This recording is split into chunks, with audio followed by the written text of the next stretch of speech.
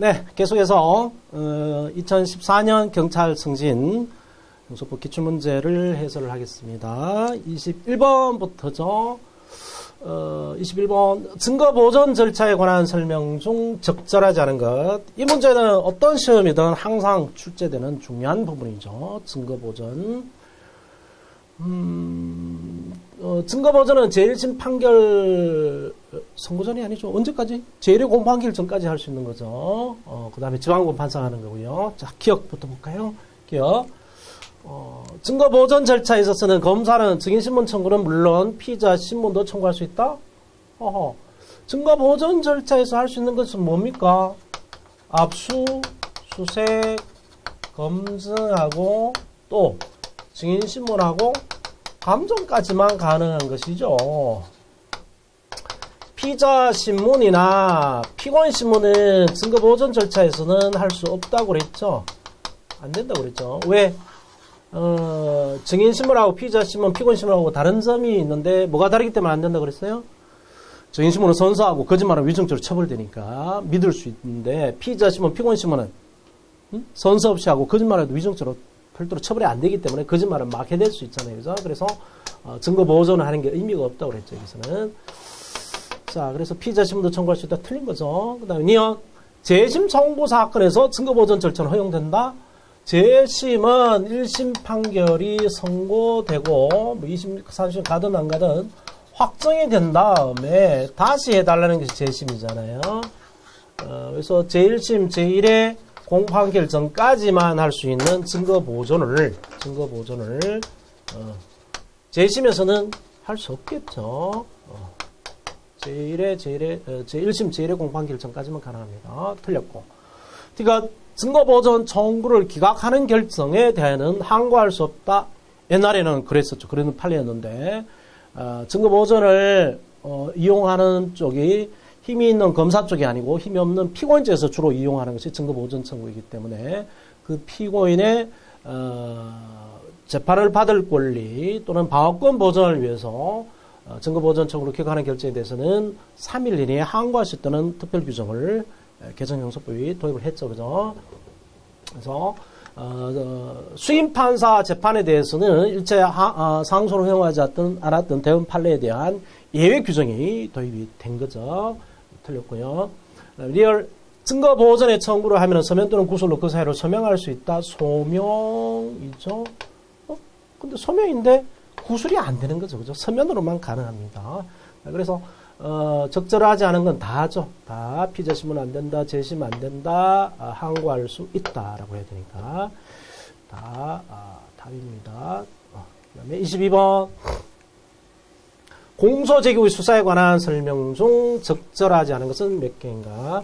공소제기의 수사는 항상 또 문제화가 될 수 있는 부분이고 최근 중요한 판례가 많이 쌓였는데 그 판례가 최근에 판례가 출제되지 않을까라고 역시 기대를 했는데 최근 판례는 간 곳 없고요. 이상한 건 아니고 과거 문제만 주로 나왔습니다. 자, 그래서 공소제기의 수사 잠깐 정리를 하자면 수사 후에 공소를 제기한 거죠. 그래서 재판으로 들어가고 난 다음에 수사를 계속하는 거죠. 수사는 요때 해야 되는데 공소제기 후에도 재판에 더 나와서도 이제 계속 수사를 할 수 있느냐 이 문제인데 이 수사는 이미 수사하고 강제 수사로 나눠서 살펴봤었죠. 자, 이미 수사의 대표적인 것이 피고인 신문 또 참고인 조사 있고요. 각종 사실 조회 이런 것들이 있었죠. 강제수사는 피고인 구속이죠. 구속 이런 게 가능할 거냐 또는 압수수색이 가능할 거냐 이런 것들이 문제가 됐는데 피고인 신문은 된다 안 된다 논쟁이 있었는데 안 된다는 것이 통설 학자들의 주장이고 공소제기 대 피고인 신문이 된다는 것이 판례죠. 그 다음에 참고인 조사 사실조회 다 가능한데 번복 진술 조서만큼만은 증거 능력이 없다. 번복 진술 조서를 쓰는 것만큼만은 안 된다는 것이 판례고요. 그 다음에 공소제기 후에 강제수사 피고인 구속이 되느냐에 대해서 안 된다는 것이 판례죠. 그죠?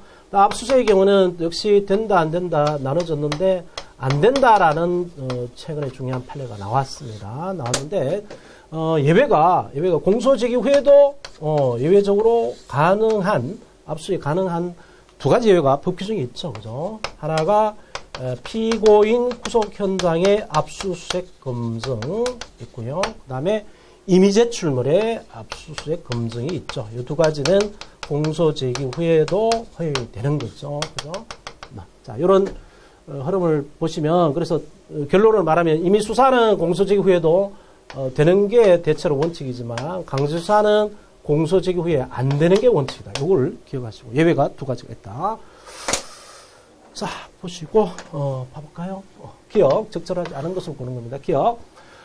검사는 공소제기 후에 피고인을 구속하기 위해 구속영을 청구할 수 있다? 안 된다 그랬죠. 공소제기 후에는 수사법원이 직권으로 구속을 합니다. 수사기관이 구속수사를 할 수 없는 거고요.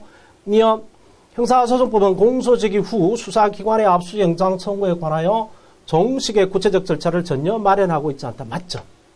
그런 공소제기 후에 절차가 없습니다. 그러니까 검사 또는 사법경찰관이 피고인에 대한 구속영장을 집행하는 경우에 필요한 때는 영장 없이 구속 현장에서 압수수색 검증을 할 수 있다. 규정이죠. 피고인 구속 현장입니다.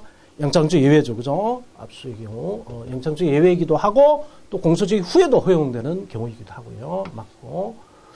리얼 공판 준비 또는 공판결에 이미 증언을 마친 증인을 검사가 소환한 후 피고인에게 유리한 증언을 추가하여 이를 일방적으로 번복시키는 방식으로 작성한 진술조서, 번복 진술조서이죠. 그죠? 증언 능력이 없다. 맞죠? 그죠? 그래서 적절하지 않은 것은 그러면 기억 한 개만이네요.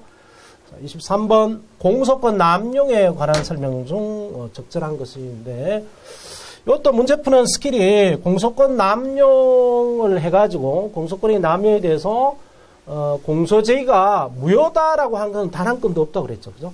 단 한 건도 없다. 공소권 남용에 해당될 수 있다? 라고 한 판례는 있습니다. 공소권 남용에 해당될 수 있다라고 한 판례는 있지만 공소권의 남용에 해당된다 라고 한 판례는 없다. 또 공소권의 남용에 해당돼서 공소제기 절차가 위법하다 라고 한 건 없단 말이에요. 적절한 것은 있는데 이건 다 풀어봐야 되죠. 왜 틀린지를. 1번 검사가 자의적으로 공소권 행사하여 피고인의 실질적 불이익을 줌으로써 소추 재량권을 일탈한 것을 보이는 경우는 공소권 남용으로 판단하여 공소제기 효력을 부인할 수 있고 여기서 자의적인 공소권 행사를 하면 단순히 직무상 과실에 의한 것으로 족하고 과실에 의한 것으로 족하고 미필적을 하면 어떤 의도가 있어 하는 것은 아니다. 검사가 실수로 잘못 기소하더라도 공소남용에 해당되고 이런 말이 되겠죠. 과실에 의한 것으로 족하고 이런 말은 틀렸죠. 그죠? 단순히 검사가 실수한 것은 공소권 남용으로 보지 않죠. 검사가 미필적이나 어떤 의도, 피고인을 괴롭히려는 어떤 의도가 있어야만 공소권 남용으로 보는 게 대형 판례입니다. 그래서 틀렸고요. 2번 검사가 피고인의 여러 범죄 행위를 일괄 기소하지 아니하고 수사 진행 상황에 따라 여러 편에 걸쳐 나누어 분리 기소한 경우에 공소권 남용이라고 볼 수 있다. 공소권 남용이라고 볼 수 있다.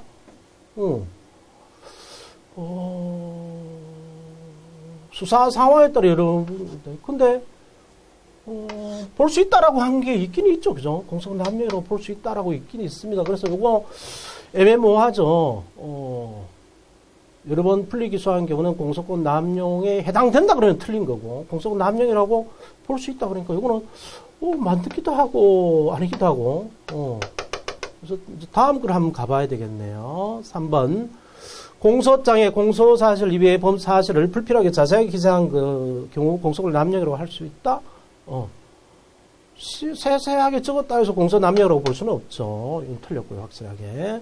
4번 간통 고소 사건에서 상간자들 강간 추장으로 간통의 무혐의 결정이 있고 강간 고소 취소와 이래하여 공사 판결이 있게 되자 그 항고를 하여 제소해줘 상간자들의 간통죄 공소 제기된 경우 강간자로 공소 제기했다가 고소 취소해서 공사 판결이 있는 다음에 간통죄 공소 제기가 있을 경우에 공소 남용이 된다고 그랬어요? 안 된다고 그랬어요?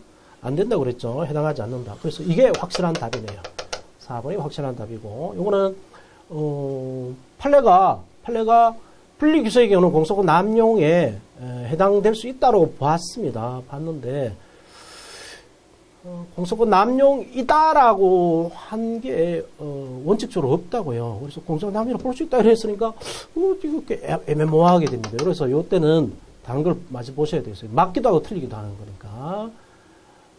어지간하면 공소권 남용이 아니라고 하는 쪽으로 주로 문제가 만들어집니다. 공소권 남용이라고 이라고 볼 수 있다, 뭐 공소권 남용이다라고 한 게 드물다고요. 없습니다.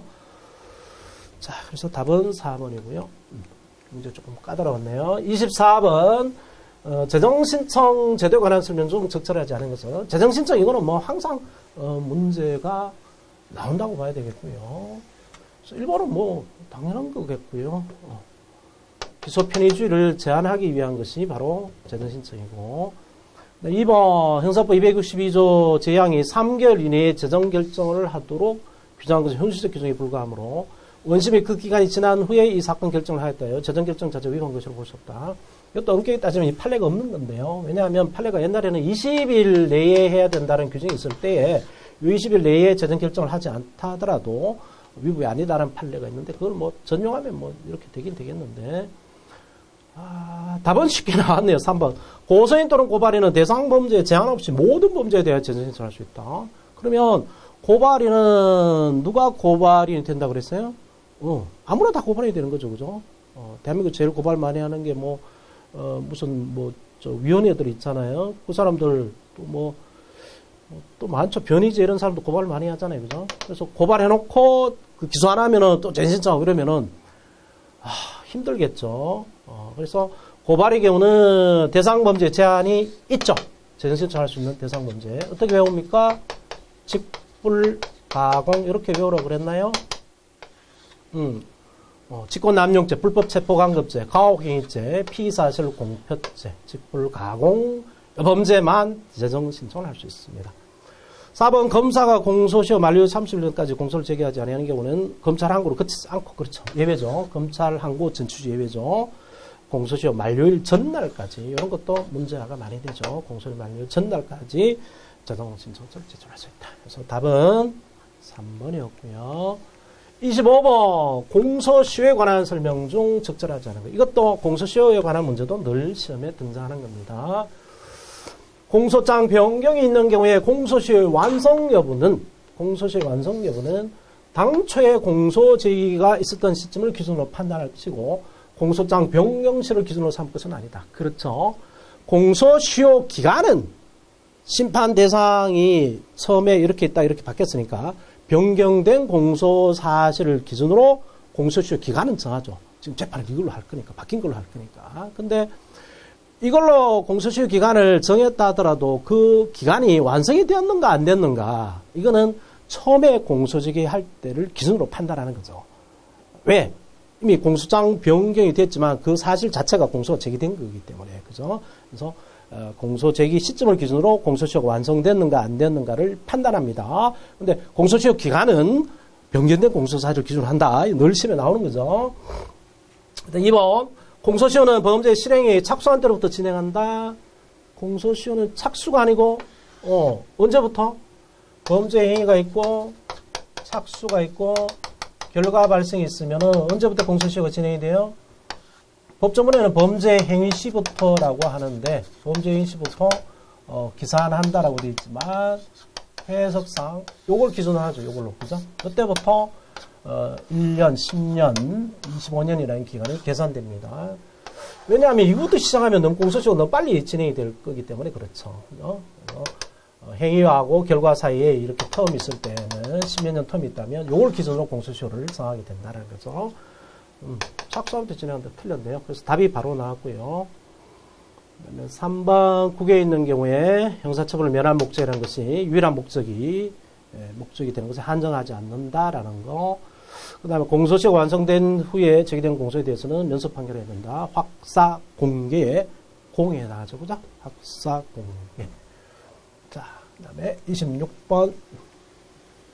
즉결 심판 절차에 관한 설명 중 가장 적절하지 않은 것인데, 보통 그 다른 책에는 즉결 심판이 저 뒤가 있죠. 약식하고 적심이 저 뒤가 있는데 제 책은 일부러 중간에 옮겼습니다. 그리고 경찰 채용시험, 경찰 승진시험에는 즉결 심판은 꼭 나옵니다. 왜? 경찰 직무이기 때문에 꼭 나온다고 보시고요. 다른 시험에는 뭐 약식 쪽이가 많이 나오고 있죠. 자, 적절하지 않은 것. 1번. 즉결 심판에 있어서도 피고인의 출석은 개정 요건이나 법정을 개정하는 요건이나 벌금 또는 과료를 선고하는 경우는 피고인이 출석하지 아니하더라도 심판할 수 있다. 그렇죠. 돈으로 해결하는 거니까요.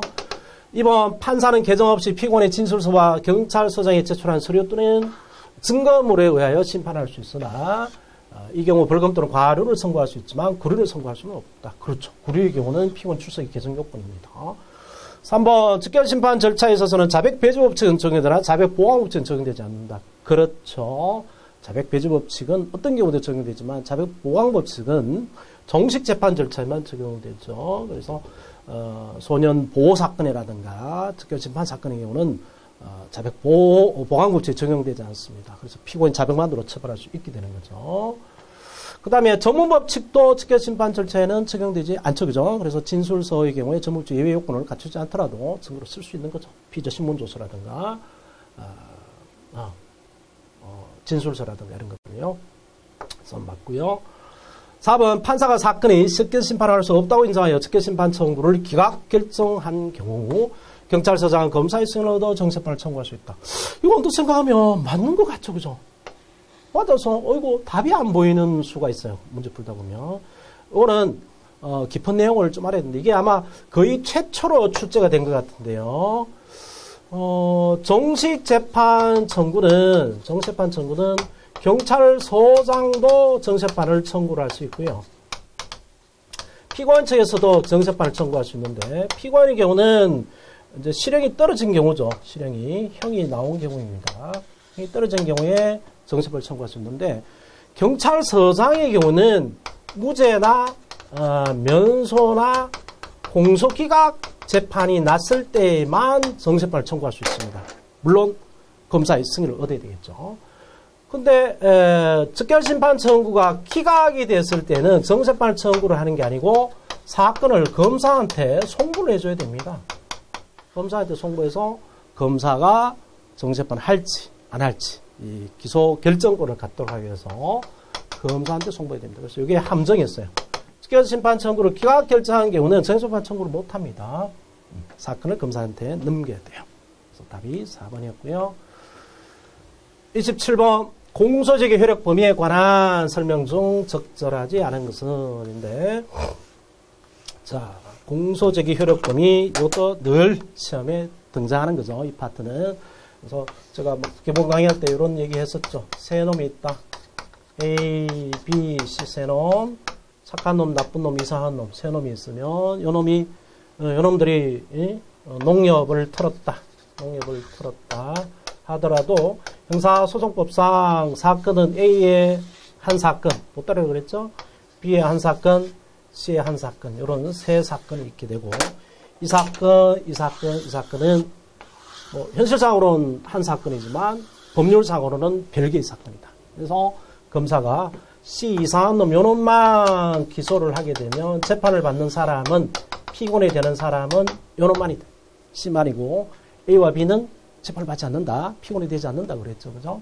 그 다음에, 요 일죄의 일부만 검사가 기소를 하더라도 일죄 전부까지 기소 효력이 미친다. 라고 보았죠. 그죠? 요게, 객관적, 불가분이라고 그랬고, 주관적으로는 가분이다. 라고 표현한다고 그랬죠. 이게 원칙. 다 각각 예외가 있지만. 그래서 공소제기 효력은 피고인이 된 사람에게만 공소제기 효력이 미치는 것이고, 공소제기 효력이 미치는 것이고, 기소가 되지 않은 사람은 공소제기 효력이 미치지 않는다. 그렇지만, 예외가, 공소시효만큼만은 다 미치죠. 그럼 공소시효만큼만은 다 정지가 됩니다. 그래서 나중에 검사가 마음을 바꿔서 B도 기소를 하고 A도 기소를 할 수 있도록 하기 위해서, 형사처벌을 할 수 있도록 하기 위해서 공소시효만큼만은 다 멈춰놓죠, 법이. 그래서 기소 효력은 따로 취급되는데 공소시효 정지 효력만큼만은 다른 사람이 미치고. 자, 이제 27번 풀어보십시다. 적절하지 않은 거. 1번 공범 1인에 대한 공소적 효력은 C에 대한 공소적 효력은 다른 공범자 A, B에게 미친다, 안 미친다? 안 미친다고 그래야 된다고 그랬죠? 미치지 않으므로 여기까지는 맞죠. 공범 1에 대한 공소적 정지 효력도 다른 공범자에게 미치지 않는다? 아니라고 그랬죠. 공소적 정지 효력만큼만은 다른 사람이 미칩니다. 그래서 바로 틀렸네요. 답이네요. 2번 검사는 법원의 허가를 얻어 공사에 기재한 공소사실을 적용법조를 추가처로 변경할 수 있다. 공사는 변경이고요. 그 다음에 3번 공소제기 외에 공소시효는 정지되고, 자, 공소시효는 공소를 제기하지 않았기 때문에 진행되는 겁니다. 그래서 범인을 잡았다 하더라도 그날 공소를 제기하지 않으면은 공소시효는 진행이 돼버린 거죠. 그죠? 그래서 최근에 공소시효 완성 전 5시간 전에 범인을 잡았다고 그랬는데 그 안에 보면 제가 상상하기로는 5시간에 잡았으면 난리 났을 것 같아요. 경찰 빨리 조속 꾸며가지고 문서 수발할 수도 없죠. 오토바이 타고 뛰어야 될 것 같아요. 검찰청에 뛰어가지고 검사가 공소장 대충 써가지고요. 그날 12시 안에 하여튼 서류를 들이밀어야 되죠. 서류를 법원 판사 들이밀어야 되는데 밤에 가면 판사가 있나요? 12시에 가면 없잖아요. 그죠? 그래서 퇴근하기 전에 서류를 들이밀어야 되겠죠. 그죠? 그랬으면 이거 경찰 검사 막 똥줄이 탔을 것 같아요. 5시간. 퇴근하기 전이니까 뭐 이제 3시간도 안 남았겠죠.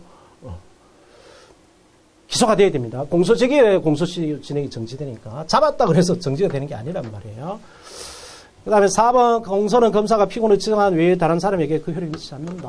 요 말이죠. 1번하고 같은 말이고요. 그래서 27번 문제는 아주 자주 나오는 겁니다. 시험에. 28번, 법원의 관할에 관한 설명 중 적절하지 않은 것. 이것도 기출문제의 집대성이네요. 1번, 형사법 5조에 정한 관련 사건에 관한 이른바 고유관할 사건 및 그 관련 사건이 반드시 병합 기소되거나 병합되어 심리될 것을 전제 요건으로 하는 것은 아니다. 그렇죠. 맞죠. 맞죠. 그래서 서울에 고유 사건이 있고, 뭐 대전 사건, 부산 사건이 있어서 병합되더라도 반드시 같이 병합 기소되거나 병합 관할이 병합 심리가 되어야 관련 사건 관할이 인정되는 게 아닙니다. 관련성만 있으면 관련 사건이 돼서 기소를 할 수 있는 거죠. 그러면 2번 고유사건 관할 계속 중, 즉 서울의 뭐 절도사건 계속 중, 고유관할법원의 관련 사건이 계속된 이상, 뭐 대전 사건이나 부산 사건이 계속된 이상 기소가 된 거죠. 그 후 양 사건이 병합되어 심리되지 아니한 채 고유 사건, 서울 사건에 대한 심리가 먼저 종결되었다면 관련 사건에 대한 관할권 소멸된다. 1번을 제대로 알면 2번이 답이라는 걸 금방 알겠죠. 서로 병합 기소될 필요가 없으니까요. 그래서 답이 2번이죠. 2번이고 3번은 이거는 관할의 경합입니까? 독일 사건이 사물과는 같이 하는 수개본이 계속된 데는 먼저 공소제기를 받은 부분에 심판한다. 선착수 올리죠. 그 다음 4번 항소심에서 공소한 변경에 단독판사 관할사가 합의가 됐으면은 고등법원이 관할법원이 되니까 고등법을 이소해야 된다는 판례죠. 많이 문제가 됐던 거고요. 자, 그 다음에 29번 저촉 깊이 적절하지 않은 것은 1번 피고인에 대하여 구속영장을 발부한 법관의 재심 판결에 관여한 경우에는 저촉사유에 해당하지 아니한다. 자, 전심재판에 관여했거나 또는 전심재판에 기초되는 조사심리에 관여한 때는 제척이 되는데요. 1심, 2심 이렇게 3심 있으면은 2심 재판 판사가 전심 자체에 관여했거나 이 전심의 기초를 닦아줬으면은 전심에 관여한 것에 대해서 2심에서 이제 제척이 되는데 요 기초가 되기 위해서는 요 1심 재판에 증거로 사용이 돼야 되죠. 증거로. 그래서 내용을 형성해야 됩니다. 그렇기 때문에 뭐 증거 조사를 했다거나 이럴 때는 여기 포함되지만 내용 형성에서 포함되지만 구속 여부에 관여했다, 뭐 보석 여부에 관여했다, 구속 적부 심사 여부에 관여했다 했을 때는 내용 형성하고 되지 않아서 2심 이후에 제척이 되지 않죠. 그죠? 그래서 1번은 맞는 거고요. 제척사유에 해당하지 않는다. 2번 약식 명예에 관여한 법관이 제1심 판결에 관여한 것은 제척사유에 해당하지 않는다. 그렇죠. 왜?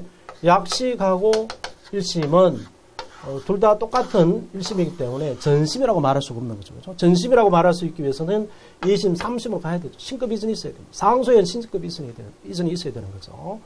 3번, 기피 신청에 대한 재판은 기피 당한 법관 소속 법원 합의부에서 결정을 해야 된다. 그렇죠. 합의부 사건이죠.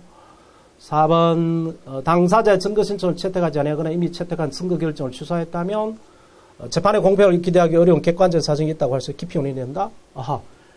대원 판례상 기피 원인으로 본 거는 법관이 피고인이 유죄다라는 예단을 가진 말을 했을 때 그 하나만 기피 원인으로 받고 다른 경우는 일체 기피 원인으로 안 받죠. 그래서 답이 4번이네요. 또 많이 나왔던 부분이고요. 자, 그다음에 30번 증거 신청 및 증거조사 파트에도 계속 시험에 등장하는 거죠. 적절하지 않은 것은 1번 검사 또는 변호인의 증거조사 종료 후에 순차로 피고인에게 공소사실 및 정사에 필요한 사항을 신문할 수 있다? 맞나요? 피고인 신문을 먼저 합니까? 증거조사를 먼저 합니까? 증거조사를 먼저 하는 걸로 바뀌었죠. 그죠? 그래서 맞다. 이 말은 증거조사 종료 후에 피고인 신문을 한다. 맞고 2번 검사, 피고인, 변호인은 특별한 사정이 없는 한 필요한 증거를 일괄하여 신청해야 된다. 그렇죠. 일괄 신청. 3번 증거 신청은 검사가 먼저 일을 한 후 다음에 피고인 또는 변호인이 일을 한다. 검사가 선빵을 때린다 그랬죠. 그죠? 검사 공격하고 피고인이 방하는 관계니까. 4번 증거조사는 피고인 또는 변호인이 신청해야만 할 수 있고 법원이 직권으로 할 수는 없다. 틀렸죠. 법원이 직권으로 보충적으로 증거조사가 가능합니다. 신청하지 않은 경우라 하더라도요. 그래서 이 문제는 이건 경찰 아마 채용시험에 뭐 거의 똑같이 뺏겨낸 것 같은데요. 표시가 안 돼 있구나. 비슷한 문제가 뭐 계속 반복이 됐습니다. 자, 그 다음에 31번 문제로 가볼까요? 자, 31번에 왔네요. 이제 10개밖에 안 남았습니다. 31번 증거조사 파트죠. 뭐 여러 가지 종합적으로 되겠네요. 1번 법원은 증인이 불출석에 따른 과태료 재판을 받고도 정당한 사유 없이 다시 출석하지 않은 때는 결정으로 증인을 10일 이내에 감치에 처한다. 저도 많이 함정에 제가 만들었고 제가 잘 쓰는 부분인데요. 감치가 원래 20일짜리 감치가 원칙이죠. 20일짜리 감치가. 보석을 위반했다? 20일인가요? 그 다음에 법정 소란을 했다? 20일인가요? 그리고, 증인이 증언하지 않는다고 20일 동안 가둬놔 버리면은 증인이, 직장 같으면 잘리겠죠. 그죠? 그래서 이렇게 장시간 감치하지는 않습니다. 그래서 얼마인가요? 7일이죠. 7일. 7일 내에 감치에 처합니다. 7일. 답이 바로 나왔고요.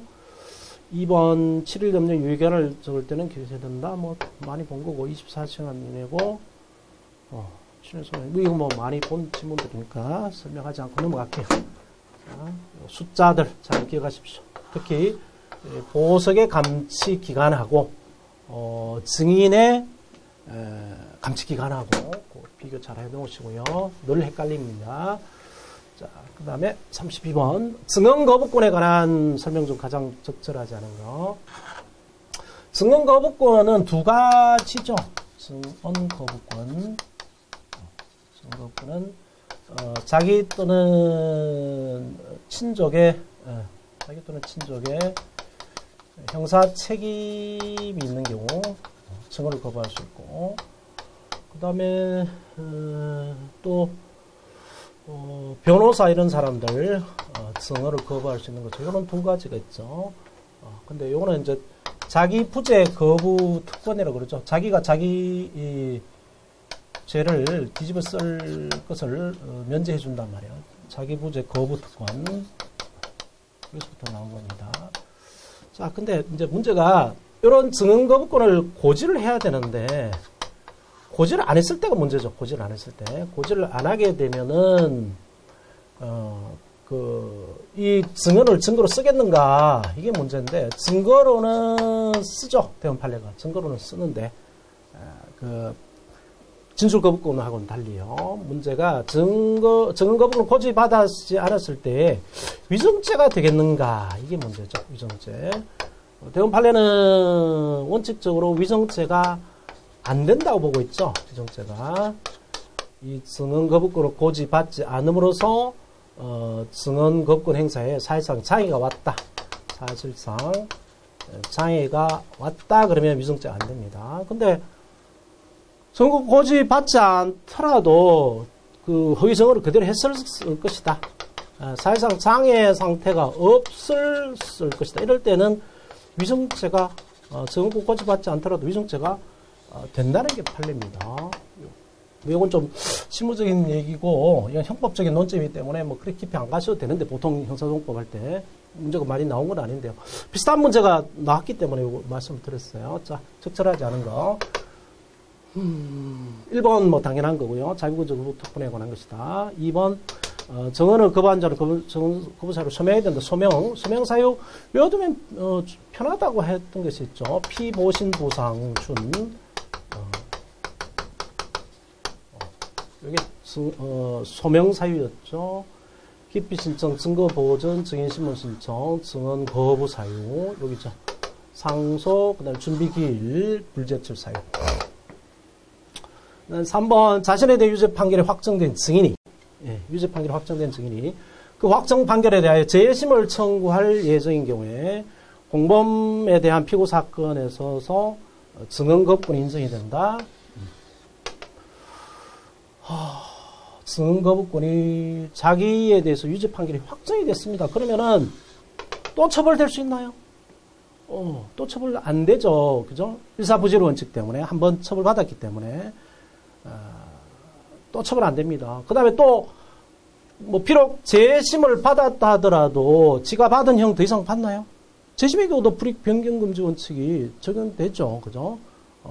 전형과 불이익 재심은 인정이 안 되기 때문에 그렇다면 증인이 그 증언을 하더라도 자기에게 형사상 불리한 사실이 나타날 리가 없습니다. 없기 때문에 증언급은 인정이 안 됩니다.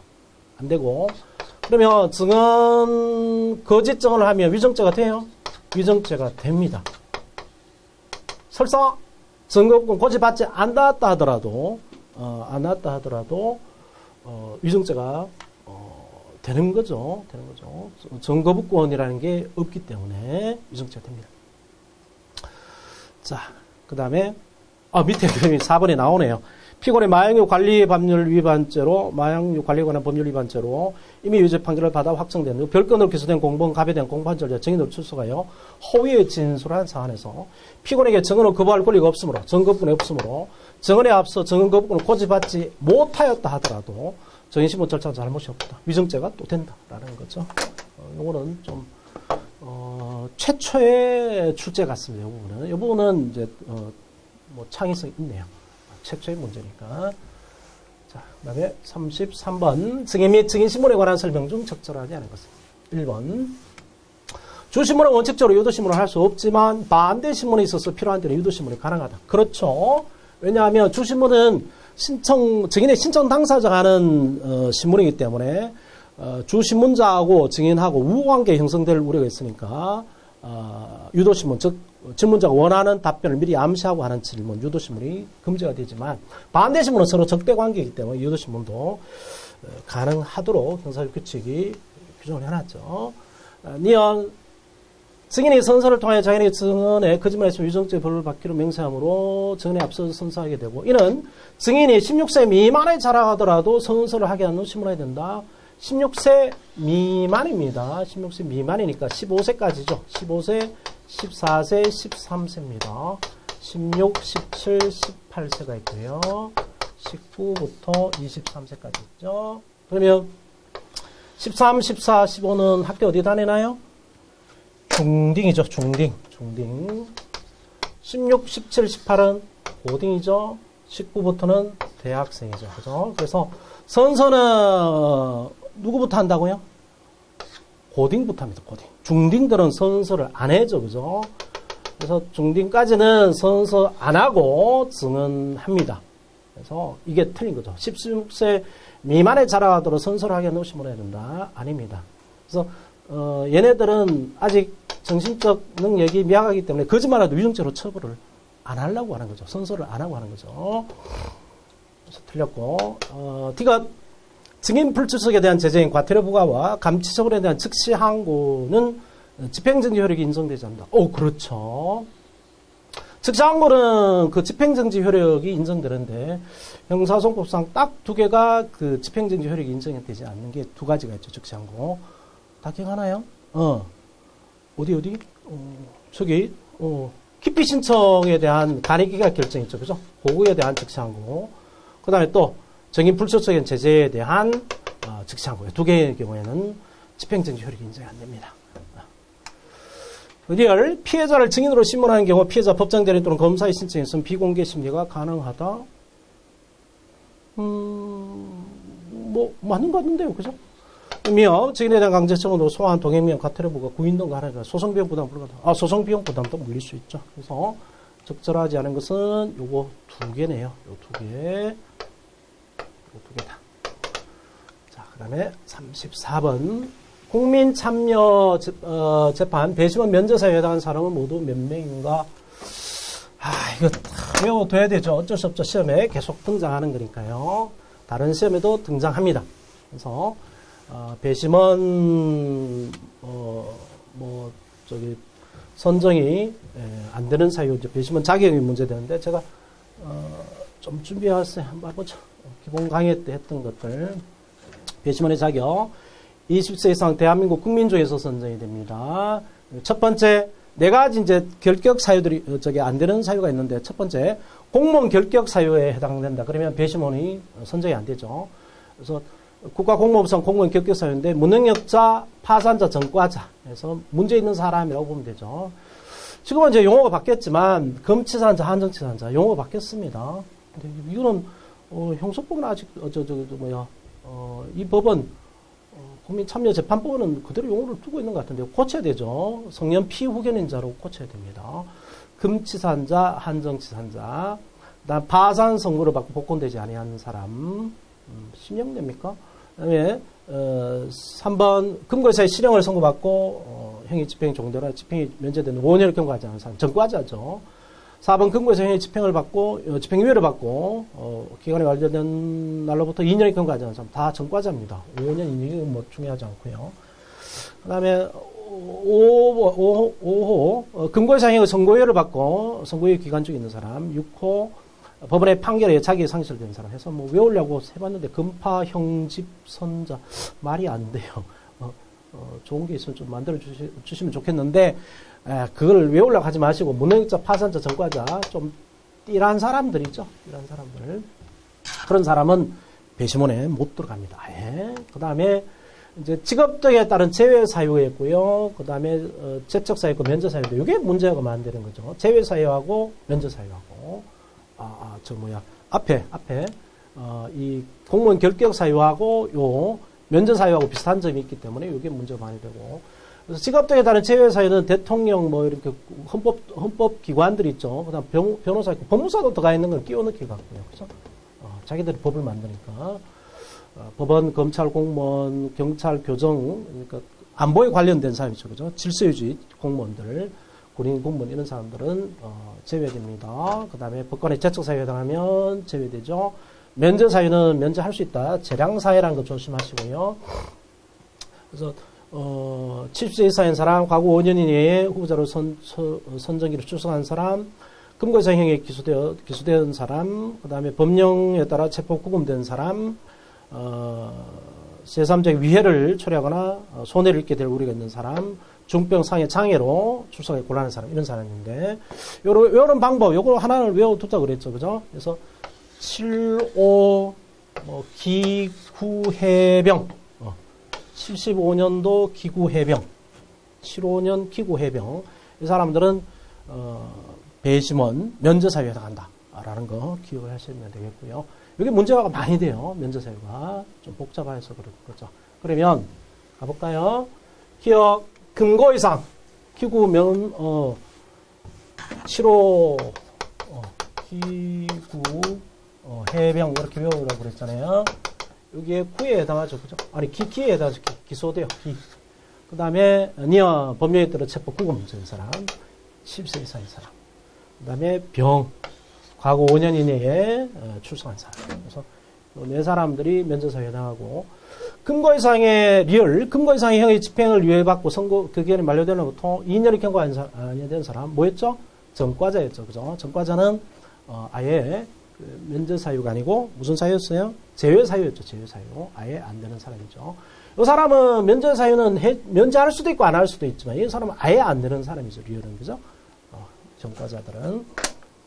그러면 면제사유니까 면제 안 하고 그냥 해도 되는 사람입니다. 배심원들이 될 수 있죠. 자, 그 다음에 35번. 이제 증거에 관한 건데, 증거에 관한 문제도 별 게 없어요. 이거, 채용시험 같으면 4문제, 보통 시험 같으면 증거에 관한 문제 4문제 나왔는데, 그래서 35번이니까, 뭐, 20문제에 4문제 같으면은, 40문제 같으면 한 7, 8문제가 나와야 되는데, 여기도 4문제밖에 안 나왔다는 거죠. 그죠? 그래서 균형이 별로 안 맞아요. 자, 적절하지 않은 거. 1번. 자, 사법경찰관이 작성한 피의자 신문조서니까 형사법 몇 조가 적용됩니까?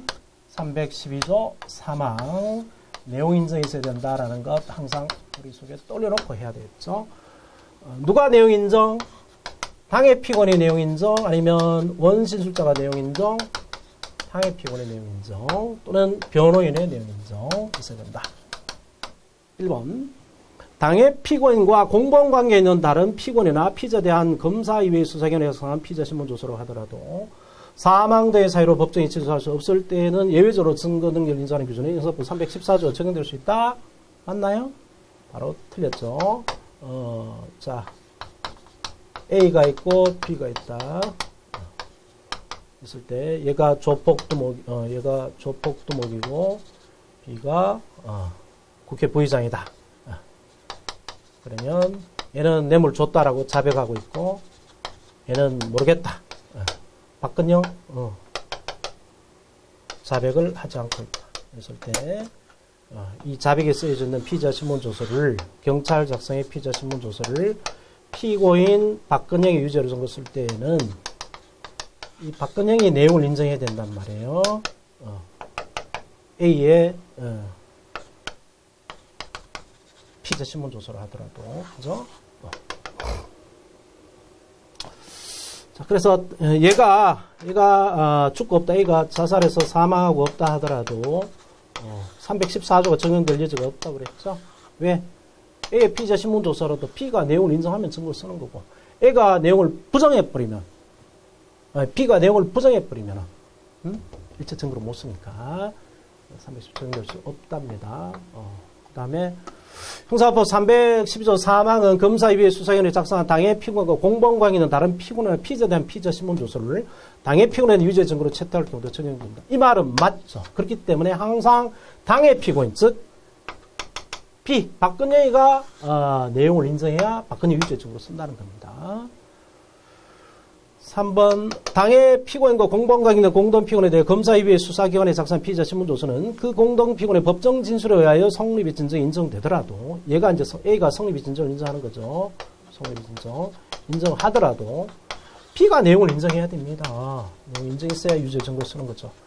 그 공동피고인의 법정의 진술에 의하여 성립이 진정이 인정되더라도 당해 피고인이 공판결에서 그 조서의 내용을 부인하면 증거이 부정된다. 그렇습니다. 내용을 인정하지 않으면은 4번 검사위의 수사위원회 작성한 피의자 신문조서는 공판 준비 등 공판결에 그 피의자였던 피고인 또는 변호인이 그 내용을 인정한 때에 하나여 증거할 수 있다. 피의자였던 피고인이란 말이 좀 어폐가 있다고 그랬죠. 당해 피고인. 그 피의자 신문조서 때문에 처벌받는 당해 피고인이라는 얘기라고 그랬죠. 답은 1번이었고요. 36번 이제 다 해왔네요. 형사법 315조에 당연히 증거등이 인정되는 서류로 적절하지 않는 것은 자 조문을 갖고 왔습니다. 1호가 공모상 작성한 공권적 증명문서죠. 1호 가족관계 기록에 관한 성명서, 공정증서 등본 기타 공무원 또는 외국 공무원의 직무상황 증명할 수 있는 사항에 관하여 작성한 문서 공권적 증명문서입니다. 당연히 증거등이 있고요. 2호 업무사항 작성한 통상문서죠. 2호 상업장부 항해일지 기타 업무사항 필요로 작성한 통상문서 협의가 게재될 우려가 적기 때문에 당연히 또 증거로 쓰게 한 거고요. 3호 기타 특히 신용할 만한 정화에 작성한 문서 특신문서고 여기에 들어가는 것이 중요하죠. 여기에 들어가는 게 다른 사건에 작성된 판결문, 그죠? 그 다음에 후속 적부 신문 조서, 영장 실질 심사 과정에 작성된 조서가 여기 특신 문서에 들어갑니다. 자, 그래서 36번 보면 1번 후속 적부 신문 조서 31조 3호 특신 문서에 들어간다 그랬죠. 3번 군의관에 작성한 진단서, 군의관이니까 공무원이죠, 그죠? 공무원이 작성한 문서입니다. 311조 1호. 4번 법조문에 있었죠. 가족관계 기록에 관한 증명서, 옛날에 호죠. 2번 외국 수사기관에 작성한 수사 보고서는 형사법 몇 조가 적용될까요? 312조 3항이 적용됩니다. 그래서 내용 인정이 있어야 되는 거죠. 그래서 315조 1호가 말하는 공무원 속에는 수사 공무원은 안 들어간다고 그랬죠. 312조로 갑니다. 37번 전문 진술의 증거 능력에 관한 설명 중 적절하지 않은 것은. 아하, 이거를 법조문을 넣는다는 걸 깜빡했네요. 자, 그 전문 진술에 관한 거를 그림으로 이렇게 설명을 해보죠. 이거 좀 해올 거를 깜빡했네. A가 B를 살해한 사건이었는데 피고인 A의 자백이 있다고요. 피고인 A의 자백. 그 다음에 증인갑의 증언 있습니다. 증인갑의 증언. 그러면 A가 말한 거죠. 내가 B를 죽인 것이다. 살해했다. 그 다음에 증인갑은 A가 B를 살해하는 것을 목격했다라고 갑이 말한 거죠. 목격했다. 이거를 조서에 쓰면 다 전문 증거가 되는데, 이거를 이제 을이 듣고서 각각 말을 했어요. 을이 들었습니다. 을이 법정에 나와서 판사한테 뭐라고 그랬냐면, 저는 들었습니다. 라고 말했다고요. 뭘 들었느냐? A가 말하는 것을 들었습니다. 지가 B를 죽였다. 자랑스럽게 저한테 말했습니다. 제가 훔쳤습니다. 이렇게 말했다. 라는 것을 제가 들었습니다. 말하거나, 또는 을이 나가서 말합니다. 제가 들었습니다. 뭘 들었는데, 갑이라는 놈이 지가 목격했다고 하는 말을 들었습니다. 뭘 목격했다고 하던데, A가 B를 살해하는 것을 옆에서 지켜봤다. 우리 교수님이 부인을 목졸라 살해하는 것을 제가 목격했습니다. 라고 하는 말을 제가 들었습니다. 라고 하는 거죠. 그러면 이게 전문 진술이고요. 전문 진술은 원칙적으로 증거 능력이 없죠.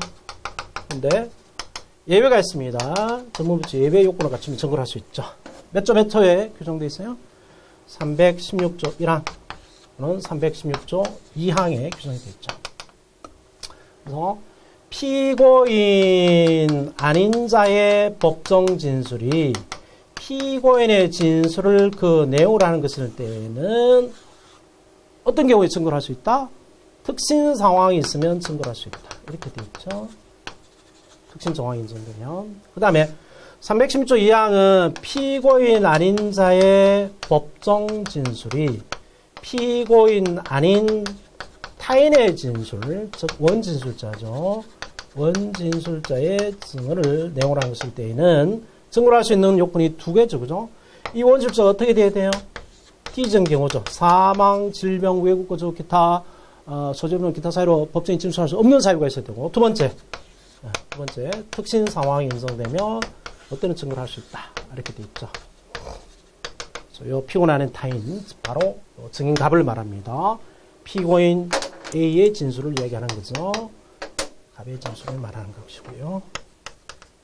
자, 피고인 아닌 또 피고인 아닌 타인 속에 과연 공동 피고인이 들어갈 수 있겠는가, 이게 문제인데, 일단 문구상으로는 들어가죠. 피고인 아닌 타인 갑 속에 공동 피고인 들어갑니다. 들어가는데 공동 피고인의 말은 법정에 나와서 같이 재판을 받고 있는 거죠. 그죠? 그렇기 때문에 원 진술자가 사망했다는 요요건을 충족 못합니다. 그래서 공동 피고인은 문구상으로는 피고인 아닌 타인에 들어가지만 요 원진술자의 법정 절차에서 진술을 못할 것의 요건을 갖추지 못하기 때문에 이 공동 피고인 진술은 증거를 할 수 없는 거죠. 37조 2항의 요건에 해당하지 않습니다. 자, 이거를 문제화한 건데요. 37번.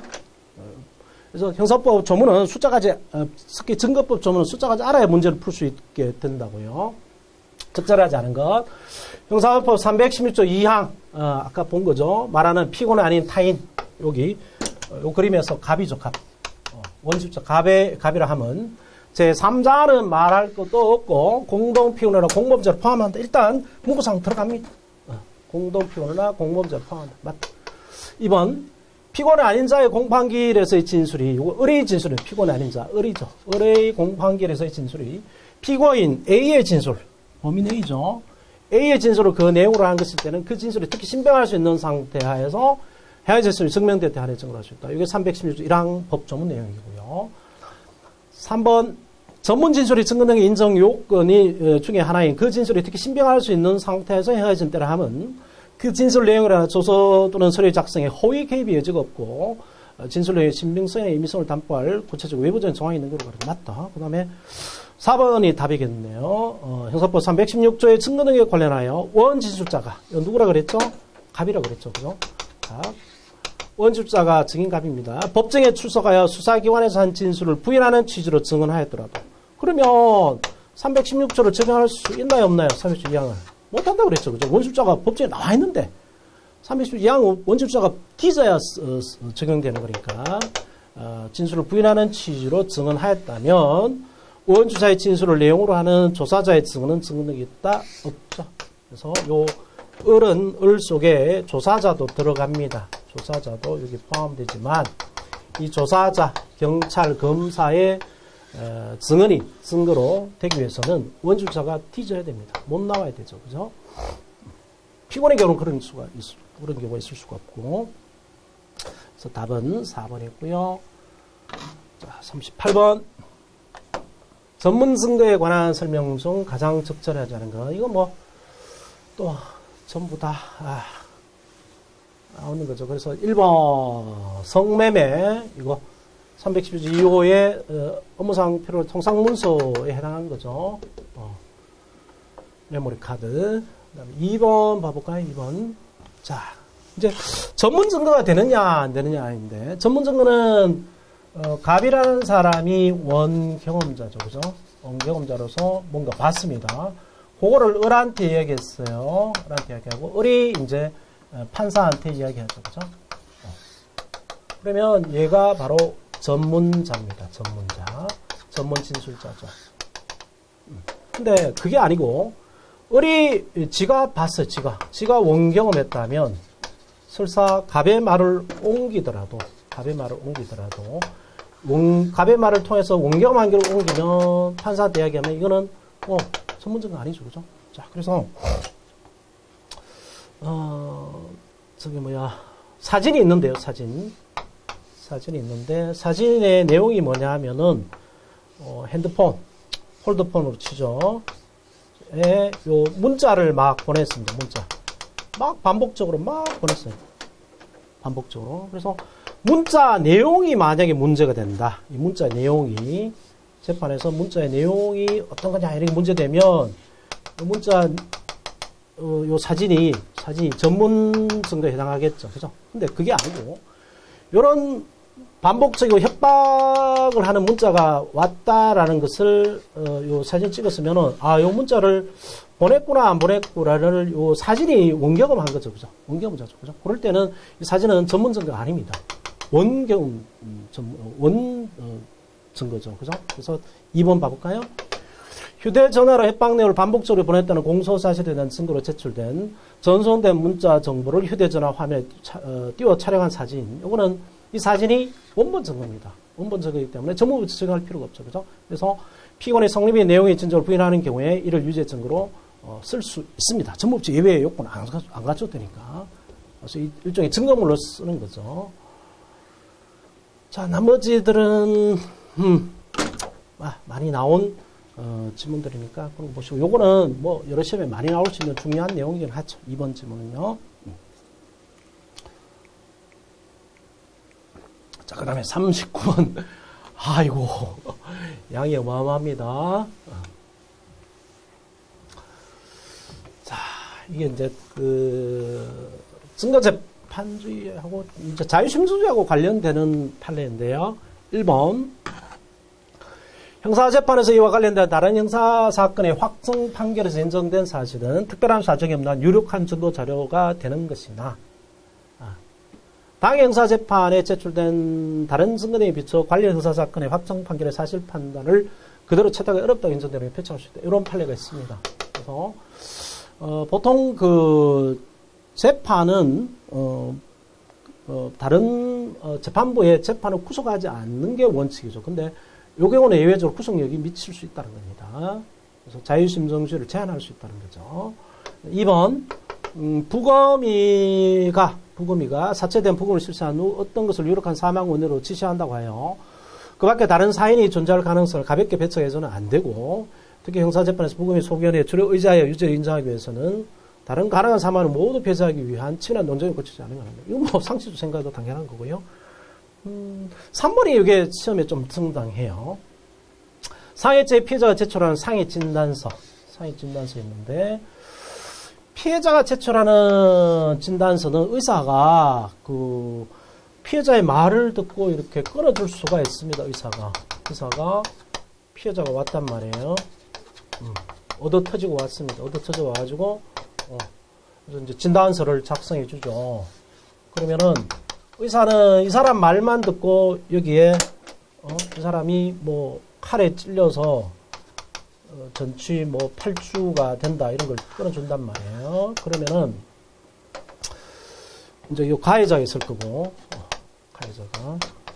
그러면 의사는 이 가해자가 칼로 찌르는 걸 직접 보고 진단서를 쓴 거 아니죠, 그죠? 찔려서 와가지고 한참 있다가 이제 병원에 왔을 때만 이 진단 그걸 보고 나중에 결과를 보고 진단서 쓴 거잖아요, 그죠? 그러면 이 진단서는 이 상해 사실에 대한 직접 증거가 절대로 안 되죠, 그죠? 의사도 직접 증거가 안 되죠. 목격한 게 아니잖아요, 그죠? 직접 증거는 안 됩니다.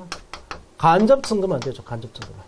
그래서 어떤 사람이 왔는데 누구한테 찔려 왔다더라 이런 것을 추적할 수 있는 간접 증거가 될 뿐이고, 그래서 다른 증거가 더 있어야 얘가 얘를 찔렀다라는 것을 알 수 있겠죠. 뭐 증인이 더 있다든가 더 있어야 됩니다. 자, 그걸 아시고. 3번 상해죄 피해자가 제출한 상해 진단서는 일반적으로 의사가 당해 피해자의 진술을 토대로 상해 원인을 파악한 후 의학적 전문지식을 동원하여 관찰 판단한 상해 부위와 정도 등을 기재한 것으로서 그게 기재된 상해가 곧 피고의 범죄로 인하여 발생한 것이라는 사실을 직접 증명하는 증거가 되기에 충분하다? 뭐 충분하지 않죠, 그죠?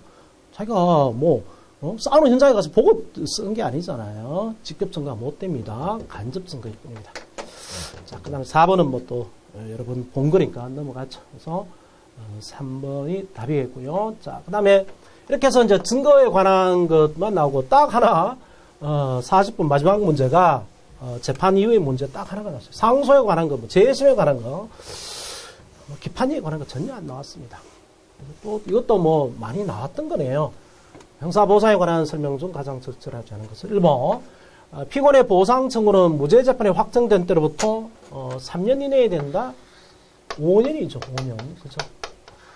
무죄 재판이 있음을 안 날로부터 3년이고요. 그죠? 안 날로부터 3년이고 확정된 때로부터는 5년이죠. 5년. 그죠? 맞죠? 있음을 안 날로부터 3년, 확정된 때부터 5년입니다. 그래서, 몰랐다 그래도 5년 지나버리면 형사보상 청구를 못하는 거죠. 알고 나서 3년 하면 보상 청구 못한다는 거죠.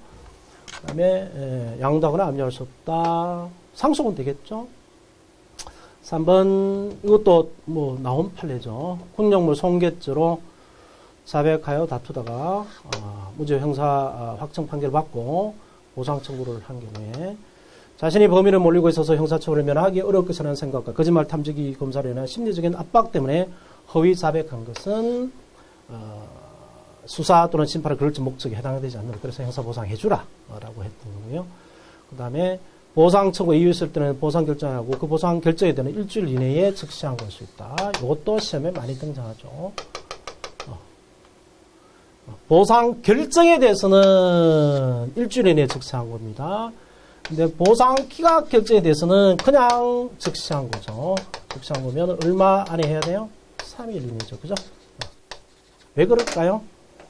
돈이 나왔는데 이게 돈을 받고 말지. 그러면 이 정도 받아서 안 되겠다. 더 청구를 해야 될지. 한 일주일은 고민해야 되겠죠. 그죠? 3일 고민하면 안 되겠습니까? 근데 기각을 하게 되면 돈 하나도 못 받았잖아요. 그죠? 못 받으면 바로 해야 되죠. 머뭇거리면 나가야 된단 말이에요. 바로 할 수 있습니다. 그래서 보통 기각은 그냥 3일이고 즉시한 건데 시간이 일주일로 주어진 거고 특이한 겁니다. 형사법에서. 그러니까 형사등법은 아니지만 형사법 전체로 봐서 특이한 거니까 기억을 하셔야 되겠고요. 요 숫자들 부분, 요거는 어떤 시험에도 등장하는 중요한 부분이니까 요 판례는 많이 나온 거고 다 지문상 다 중요한 거네. 형사보상에서. 네. 자, 그래서 막 급하게 2014 경찰청진 기출 문제들을 해설해 봤는데요. 좀 뭐 서두에도 말씀드렸다시피 너무 기출 문제 위주로 했기 때문에 경찰관들의 뭐 사고력 배양이라든가 뭐 창의성이라든가 이런 것들은 좀 고려하지 않은 문제가 나왔기 때문에 내년 문제는 그런 문제들을 좀 냈으면 해설하는 저도 재미가 있을 것 같고요. 그런 문제가 나오기를 기대해 보고요. 수험생 입장에서는 뭐 나온 대로 시험 봐야 되겠죠. 그런 문제가 나오면 어떻게 하고 뭐 이런 문제 나오면 어떻게 하고 뭐 대비할 필요 없이 형사법을 이해하시면 어떤 문제가 나오더라도 충분히 이해하시면 다 해결이 될 수 있습니다. 뭐 케이스 문제가 나오든 간에. 그래서 항상 강조 드리는 말씀이지만 문제가 단순 암기가 나왔다고 해서 나는 암기만 할래 이러면은 공부가 더뎌집니다. 그래서 원리가 뭐고 법 조문이 뭐고 그에 대한 판례가 뭐고 학설이 뭐고 이런 것들을 천천히 차근차근 이해하는 공부를 하시기를 바라고요. 좋은 결과 있으면 제 카페에 소식을 알려주시기 바랍니다. 자, 수고하셨습니다.